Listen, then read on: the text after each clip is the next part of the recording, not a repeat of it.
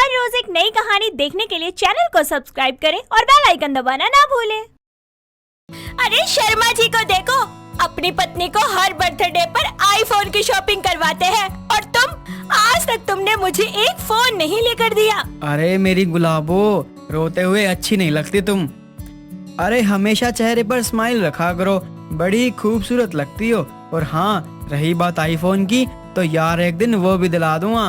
हाँ, यही सुनते सुनते तुम्हारी गर्लफ्रेंड से तुम्हारी वाइफ बन गई, लेकिन आज तक तुमने मुझे कीपैड वाला फोन भी नहीं लेकर दिया। आईफोन तो लेना दूर की बात है। अरे लानत है तुम जैसे पति पर। जाओ, मुझे नहीं करनी तुमसे कोई बात। ईशा आए दिन अपने पति से फोन के लिए लड़ा करती। ऐसे ही कुछ समय बाद ईशा के जन्मदिन से एक रात पहले रात के 12 बजे अमर उसको विश करता है और उसे बोलता है, हैप्पी बर्थडे मेरी जान, भगवान तुम्हें लंबी उम्र दे। थैंक यू अमर। आज मैं तुम्हें तुम्हारा स्पेशल गिफ्ट दूंगा। सच में? ईशा सो जाती है और अगली सुबह अमर ईशा को आईफोन की शॉपिंग करवाने के लिए ले जाता है और उसे आईफोन दिला देता है। साथ ही उससे कहता है, ये लो मेरी जान, यही चाहिए था ना तुम्हें। अब मौज करो अपने इस आईफोन के साथ। आई लव यू अमर, तुम तो शर्मा जी से भी बहुत अच्छे हो। अब ये हर बात पर शर्मा जी को क्यों ले आती हो? मुझे अच्छा नहीं लगता। अच्छा ये सब छोड़ो, चलो ना फोन से सेल्फी लेते हैं। ईशा अमर के साथ सेल्फी लेना शुरू कर देती है और गलती से उसके हाथ से आईफोन नीचे गिर जाता है और वो नींद से उठकर बैठ जाती है। साथ ही मन कहती है, ओह माय गॉड, ये तो एक सपना था। थैंक गॉड मेरा आईफोन नहीं टूटा। कहीं टूट जाता तो मेरा तो दिल कलेजा चीरकर बाहर ही निकल जाता। ईशा अमर की कही गिफ्ट वाली बात से बहुत ही ज्यादा एक्साइटेड हो जाती है। वो खुशी खुशी घर का सारा काम करती है। ऐसे ही वो घर के काम से फ्री होकर अपनी सहेली मंजू को कॉल करती है और उससे बोलती है, अरे मंजू सुनना, आज शाम को मेरे जन्मदिन की पार्टी है और तुझे जरूर आना है। क्या गिफ्ट दे रहा है तुझे तेरा पति? आईफोन देंगे मुझे। मजाक क्या होगा तेरे पति ने तुझसे? अरे ये पति सारे होते ही कंजूस टाइप के हैं। आई बड़ी, अरे तेरा पति होगा कंजूस, मेरे वाले तो जान लुटाते हैं मुझ पे। हाँ, तेरे पति ने आज तक सिंपल फोन तो दिया नहीं, बढ़ाया आईफोन देने वाला। यार देख, डिंगे हाँकना बंद कर। अरे तू जाना, मैं कोई डिंगे नहीं हाँक रही हूँ। अरे सच बात बता रही हूँ। मुझे पता है तो जल रही है मेरी बातों से, तभी तो ऐसे बोल रही है। जब मेरा आईफोन आ जाएगा ना, तो फिर देखना तेरी आंखें कैसे चटकती हैं। इतना बोलकर वो फोन गुस्से में काट देती है और इस तरह ईशा अपने कई दोस्तों को फोन करती है और उन सभी को यही बताती है कि आज शाम को उसे आईफोन मिलने वाला है। थोड़ी देर के बाद शाम को ईशा अपने बर्थडे के लिए बहुत ही ज्यादा अच्छे तरीके से तैयार होकर आती है। केक कट करके अपने पति और सास मधु को केक खिलाती है। तभी अमर उसे एक बॉक्स देता है जो कि बहुत ही ज्यादा सुंदर से तरीके से पैक हुआ था। ईशा उस बॉक्स को ओपन करती है तो उसमें से एक कीपैड नोकिया का फोन निकलता है। ये देखकर उसके सभी दोस्त उस पर हंसने लगते हैं और ईशा गुस्से से आग बबूला हो जाती है और वहाँ से अपने कमरे में चली जाती है। तभी अमर और मधु भी उसके पीछे पीछे जाते हैं और मधु उससे कहती है, अरे बहू क्या हुआ? एक तो मेरे बेटे ने तुझे फोन गिफ्ट किया और तू उसका धन्यवाद करने के बदले गुस्से में मुंह बनाकर यहाँ आ गई। बड़ा ही महान काम कर दिया आपके लाडले ने। जाओ मुंह मीठा करवा दो उसका। क्या हुआ ईशा, बोलो तो। अरे आईफोन दे नहीं सकते थे तो बोला क्यों कि आईफोन दोगे? अरे आईफोन बोलकर मुझे ये बटन वाला नोकिया का फोन पकड़ा दिया तुमने। अरे कितनी बेइज्जती हो गई मेरी आज सबके सामने। बताओ, मेरे सारे सपने टूट के बिखर गए। अरे पागल वागल हो क्या? मैंने बोला था फोन दूंगा, तुम्हें ये नहीं बोला था कि आईफोन दूंगा।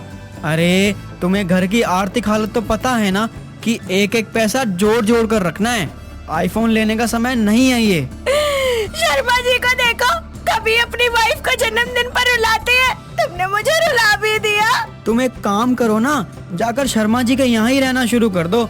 सारा दिन उन्हीं का नाम जपती रहती हो। हाँ, चली जाऊंगी। तुम तो यही चाहते हो कि मैं चली जाऊँ। हाँ तो और क्या कहूँ, जब देखो तब यही ड्रामा है तुम्हारा। और नहीं तो क्या? अरे तुझे तो फोन चाहिए था ना, तो मिल गया, और चाहे वो कोई सा भी हो। इस तरह वो तीनों एक दूसरे से बहस करते रहते हैं। ऐसे ही एक दिन ईशा कीपैड नोकिया फोन में सांप वाली गेम खेल रही होती है कि तभी उसकी सास गुस्से में उसके पास आती है और उससे कहती है, अरे नट्टिन कहीं की, कब से आवाज लगा रही हूँ तुझे, सुनाई नहीं देता क्या? अरे बटन वाले फोन के साथ तेरा ये हाल है तो आईफोन मिलेगा तो पागल ही हो जाएगी। अरे सासू माँ, आपका जमाना तो चला गया। आप ठहरी पाठ पूजा करने वाली, अब मेरा टाइम तो फोन चलाने का है, समझी आप? अच्छा हुआ कि मेरे बेटे ने तुझे स्मार्टफोन नहीं दिलाया, मजा आया। मुझे तो बहुत ही ज्यादा मजा आया जब जन्मदिन वाले दिन तेरा मुंह बन गया था सड़ा हुआ। हाँ, आपको और आपके बेटे को तो मजा आएगा ही। आप दोनों की मिली भगत है ना ये। आप तो चाहती ही नहीं थी कि मैं आईफोन चलाऊं। अरे अगर इतना ही शौक है ना तो अपने बाप से मांग ले। हाँ, काम मैं यहाँ पर करूँ, सेवा आपकी करूँ और फोन मांगने अपने बाप के घर पे चले जाओ। सही तेजपन है सासू माँ आपका। तुझे पता है कि तेरा मुंह कैसा लग रहा था उस टाइम? जैसे बरसात के मौसम में पड़ा हुआ गोबर फूल जाता है ना, वैसी लग रही थी तू। माँ जी, आपने मुझे गोबर कहा और वो भी फूला हुआ? अरे नहीं नहीं, तुझे थोड़ी, तेरे मुंह को कह रही हूँ पगली। माँ जी, इससे पहले मैं आपको कोई बदबूदार सा नाम दूं ना, चली जाइए यहाँ से। मधु गुस्से से वहाँ से चली जाती है और ईशा उसके जाने के बाद मन ही मन बोलती है, इस बुढ़िया को तो मैं अच्छे से सबक सिखाऊंगी। अरे इसे क्या लगता है कि अगर ये और इसका बेटा मुझे आईफोन नहीं दिलाएंगे तो मैं कभी आईफोन नहीं ले पाऊंगी। अरे मैं भी लूंगी और वो भी इन्हीं के पैसों से लूंगी, चाहे मुझे कुछ भी क्यों ना करना पड़े। ऐसे ही अगले दिन ईशा आईफोन की शॉपिंग करने के लिए चली जाती है और अपने लिए आईफोन ले लेती है। मोबाइल शॉप से वापस अपने घर लौटकर वो अपनी सास मधु को अपना फोन दिखाते हुए कहती है, ये लो सासू माँ, आपको तो यही लग रहा होगा ना कि मैं अपनी पूरी जिंदगी आपके भरोसे बैठी रहूंगी कि आप मुझे आईफोन ला कर देंगी। लो, मैंने खुद ही ले लिया। तेरे पास पैसे कहाँ से आए ये बता। आ गए तो बस आ गए, आपको कोई मतलब? ऐसे ही एक हफ्ते बाद अमर की तबीयत बहुत खराब हो जाती है। वो कई दिनों से जॉब पर भी नहीं जा पाता। धीरे धीरे घर की आर्थिक स्थिति खराब होने लगती है। उसके इलाज के लिए घर में पैसे भी नहीं होते। अब इसलिए मधु देवी अपना संदूक खोलती है और उसमें से कुछ जेवर निकालकर उन्हें गिरवी रखने के लिए सोचती है, मगर वो देखती है कि उसके जेवर संदूक में है ही नहीं, जिसकी वजह से वो बहुत परेशान हो जाती है और घर घर जाकर मदद के लिए लोगों के आगे हाथ जोड़ती है। तो वहीं ईशा ये सब कुछ देख रही होती है। उसको बहुत ही ज्यादा शर्मिंदगी महसूस होती है और वो अपनी सास के पास जाकर उससे कहती है, माँ जी, मुझे माफ कर दीजिए। मैंने ही आपके जेवर चुराए थे अपना आईफोन लेने के लिए, लेकिन मुझे नहीं पता था कि ऐसा कुछ हो जाएगा। ईशा बिना देरी किए अपना आईफोन बेचकर घर के लिए पैसे लेकर आती है और अमर को एक अच्छे से हॉस्पिटल में एडमिट करवाकर उसका इलाज करवाती है। कुछ ही दिनों के बाद अमर की तबीयत में सुधार आता है और वो स्वस्थ होकर अपने घर वापस लौट आता है, जिसके बाद वो उसे सारा सच बता देती है, साथ ही सबसे माफी भी मांगती है। मधु और अमर दोनों मिलकर ईशा को माफ कर देते हैं। इतना ही नहीं, अपने घर की आर्थिक स्थिति को सुधारने के लिए अमर के साथ साथ ईशा भी अब जॉब पर जाने लगती है।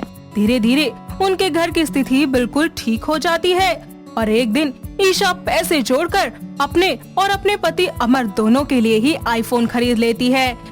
दोस्तों, अगर आपको ये कहानी पसंद आई तो इसे लाइक करें, शेयर करें और कमेंट करके बताएं कि कहानी में आपको सबसे अच्छा क्या लगा।